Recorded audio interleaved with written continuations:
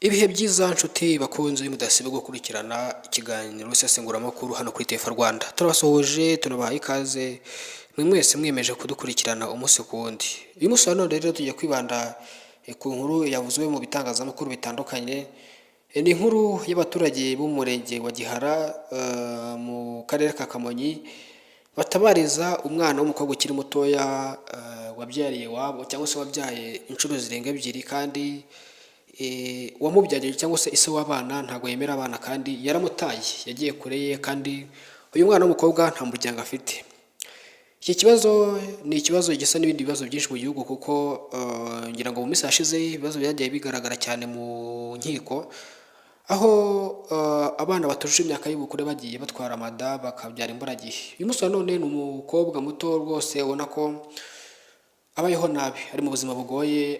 Icyo twifuza ni uko inzego z'ibanze muri aka gace kugera mu nzego z'umurenge bakomatanyiriza hamwe bakagira icyo bafasha uyu mwana, by'umwihariko mu kumutera inkunga yoroheje, kumushakira aho aryama, kumubonera amafunguro y'ibanze n'ibindi bitandukanye, kuko ngira ngo ni ibintu byagira umumaro cyane kuko iyo ibintu bigeze aho bijya mu itangazamakuru burya biba byafashije intera.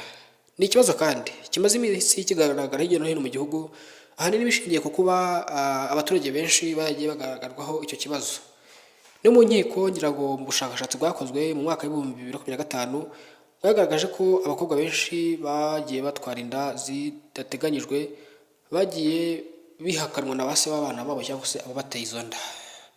Ni ikibazo gihangayikishije benshi, niyo mpamvu rero Leta y'u Rwanda nayo iri gusaba abaturage, inzego z'ibanze ubufatanye kugira ngo bagomeze basenyere umugozi umwe, bagomeze birinde ibyo bikorwa by'ubugizi bwa nabi birimo gufata ku ngufu ndetse n'irindi hohotera ryose rishingiye ku gitsina.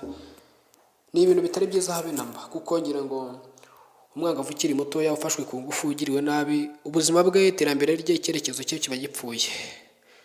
Biragora rero, biragora. Niyo mpamvu aka kanya inzego z'ibanze ndetse n'izindi nzego zitandukanye za leta zifite inshingano zo gukomatanyiriza hamwe kugira ngo nyine bazamure icyo kintu cyo kuba ibi byaha bigenda bigabanuka ku buryo nko mu myaka nk'ibiri iri imbere bizaba ari biri kuza biri ku kigero gitoya.